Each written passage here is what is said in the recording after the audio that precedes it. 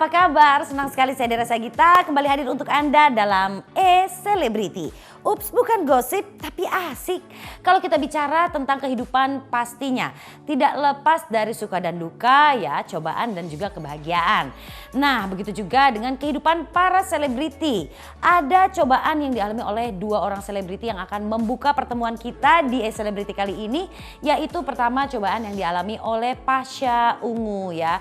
Pasha dan keluarga besarnya tampaknya harus bisa mengambil hikmah dari cobaan yang dialami, yaitu pada saat sang adik tertangkap untuk kasus narkoba. Begitu juga dengan Lucky Hakim yang ternyata harus menelan pil pahit pada saat mengalami ya penipuan dengan jumlah kerugian sampai dengan 8 miliar rupiah dan ternyata melibatkan oknum ASN di Kementerian Perdagangan. Mau tahu kayak gimana nih ceritanya? Oke, kalau gitu sama-sama kita lihat yang berikut.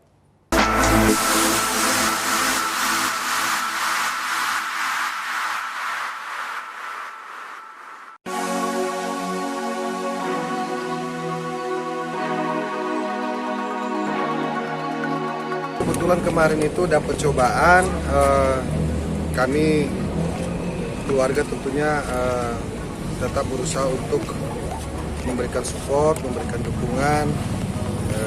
Kita sih berharap bahwa adik saya Helmi ini memang kebetulan berada di tempat dan waktu yang salah, sehingga kami tetap optimis, mudah-mudahan persoalan ini akan bisa diselesaikan dengan baik. Tapi tentunya kami di sini juga sangat menghormati, menghargai proses-proses hukum yang sedang berjalan sekarang.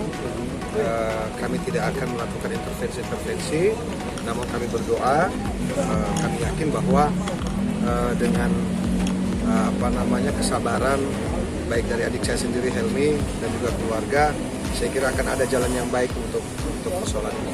Kebetulan saya udah sempat datang waktu itu. Dan memang karena aturannya belum boleh dibesuk dengan alasan protokol kesehatan, saya kira harus kita hormati juga dan memang suasananya sedang pandemi. Jadi kemarin belum sempat ketemu, tapi saya sudah coba minta tolong sama penjaga waktu itu, kira-kira dimungkinkan nggak kalau saya mau video call dengan adik saya gitu. Jadi jaraknya deket banget, misalnya di sini datang di parkiran, katakanlah di sebelah sini nih, tempat tahanannya. Ya udah ngobrol, saya lihat adik saya juga alhamdulillah dalam keadaan sehat. Dia bilang udah abang nggak usah khawatir, saya sehat-sehat baik-baik. Saya tanya ada yang mau dibawain nggak gitu kan. Kebetulan adik saya ini kan suka ngemil. Helmi ada di dalam satu tempat, bisa terjadi penggerbekan dan kebetulan adik saya ada di dalam situ. Saya nggak tahu apakah di dalam situ adik saya sedang menggunakan narkoba atau memang hanya kebetulan ada di tempat itu. Saya kan kita juga nggak tahu, jadi kita tidak boleh menduga-duga. Kita tunggu saja nanti hasil berita acara pemeriksaan kan. Keluarga prihatin sekali. Ya, karena adik saya ini ngerokok juga enggak, gitu loh.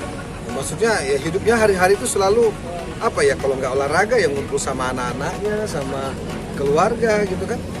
Bahkan kalau di Palu itu kan saya hampir setiap hari dia ngabsen saya, bukan saya ngabsen dia malah. Dia ngabsenin saya, bang, udah makan belum, bang, ini bang, gini mah, kayak gitu-gitu aja. Jadi adik saya ini termasuk tipikal yang periang gitu, periang, pekerja keras. Jadi ya dengan adanya kejadian ini saya kira inilah ujian bagi kita keluarga.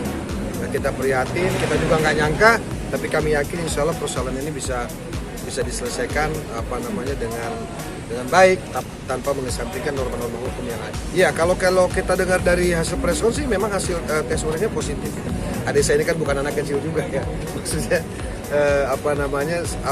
salah pergaulan kah, salah tempat kah, salah apa saya kata. Tapi ini kan hikmah. Saya kira ada hikmahnya semua. Baik buat adik saya, baik buat kita keluarga gitu kan. Saya kira teguran juga. Ya saya kira tidak ada lagi hal yang harus kemudian kita argumentasikan kecuali keluarga pegang prinsip yang pertama bahwa masalah keluarga adalah masalah kita semua, sehingga kita harus bersatu bagaimana kemudian menguatkan adik kita, bukan justru menyalahkan, bukan justru kemudian meninggalkan gitu kan, apalagi tidak peduli. Jadi saya sebagai kakak tetap pasang semangat untuk adik saya gitu kan, tetap kita harus siap apapun yang terjadi buat bagaimana adik kita ini kemudian bisa menyelesaikan persoalan dengan baik. Persoalan salah atau benar itu kan urusan nanti melihat proses hukum yang ada. Ya katakanlah kalau memang ini nanti apa namanya sampai ke pengadilan misalnya gitu kan, ya kita lihat nanti hasilnya seperti apa gitu. Ini kan masih berproses, pemeriksaan masih berproses, kita hormati itu, pastikan butuh waktu.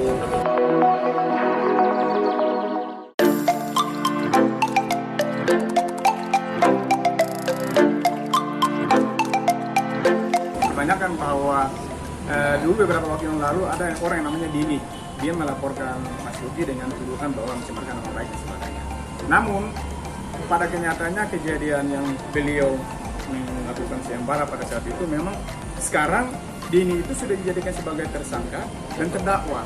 Nah sekarang ini proses itu kan di sini kan lagi berjalan, sifatnya kan masih lidik. Dari lidik itu kan bisa saja sampai ke sidik, namun itu kan prosesnya berjalan. Cuma kami dari pihak sebagai kuasa hukum kita harus taat asas aturan. Sehingga kita mempertanyakan bahwa sudah sejauh mana kekhawatiran kita nanti perkara ini akan berlanjut, sehingga beliau juga merasa bahwa tidak aman dan tidak nyaman. Namun lagi-lagi ya proses hukum itu harus segera diselesaikan. Meskipun memang membutuhkan waktu seperti yang di Polda itu, waktu dulu kan beliau melaporkan. Waktu begitu berjalan, tapi proses penyidikan tetap berjalan. Tidak segampang dan tidak semudah kalau memang polisi menetapkan bahwa si A, si B disangka, apalagi si B. Itu melalui semua proses dan tahapan dalam penyidikan. Jadi ini modusnya adalah modus kerjasama pengadaan dan kementerian agama. Iya, lagi-lagi saya tunjukkan foto dua orang ganteng dan cantik ini. Emang dia ini nih yang otaknya lah, dan ini pelakunya. Jadi saya insya Allah dalam waktu dekat akan bersilaturahim ke Kementerian Perdagangan, ingin bersilaturahim, pengen tanya sama humasnya, bagaimana mungkin kok bisa ada kantornya, ruangannya kementerian dipakai untuk modus operandi penipuan. Kayak apa? Apakah memang itu terbuka untuk umum, semua orang bisa datang dan mengaku-ngaku dan bisa masuk ke dalam ruangan, atau memang ini memang karena kelicikan yang luar biasa sehingga dia bisa melakukan hal itu. Nah, nanti kita pengen silaturahim, dan tentu saja kita ingin menanyakan juga pada mitra kerja Kementerian Perdagangan ke Komisi 6. Saya hubungan baik sekali sama pimpinannya Pak Muhammad Tekal, ingin nanya sebagai mitra kerja, kok bisa ya gitu loh, ada hal seperti itu. Jadi ini menjadi sangat presiden buruk ketika kantor-kantor pemerintahan, kantor-kantor yang dibiayai oleh uang rakyat dipakai untuk modus operandi. Tentu ini oknum tentu yang melakukannya. Cuman kan betapa begitu mudah, kenapa begitu gamblang, nggak ngumpet-ngumpet. Ketika saya menjadi orang yang pertama mempublish ke media sama manusia yang cantik rupawan ini, saya dilaporkan undang-undang ITE.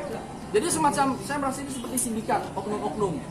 Jadi biarkan aja kita pakai gedung pemerintahan ini, kita pakai untuk nipu banyak orang. Nanti kalau ada orang lapor, kita laporkan undang-undang ITE. Saya merasa seperti itu. Ketika saya mempublish wajah dan cantik jelita manusia yang bernama Dini Novianti ini, dia melaporkan saya pencemaran nama baik karena khawatir kalau biang keroknya yang ganteng ini juga ketahuan. Tapi karena saya pantang mundur, didukung oleh teman-teman yang solid dan juga kepolisian yang luar biasa profesional, tetap ketangkap ini ekornya, ini kepalanya kan itu. Pak, jadi status sekarang Pak masih terlapor atau seperti apa? Saya prosesnya terlapor. Nah, nanti saya minta kejelasan dalam waktu beberapa hari ini. Begitu saya terbebas dari terlapor, kasus selesai akan saya laporkan kembali. Jadi mungkin dia kalau bicara pasang badan, ya silakan pasang badan di penjara selama sebisa mungkin saja gitu.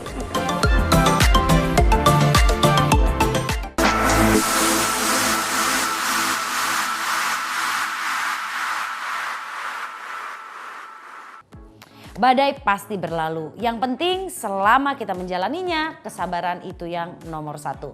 Ambil hikmah dari setiap kejadian, dan tentunya itu bukan hanya untuk Pasha juga Luki, tapi juga untuk kita semua.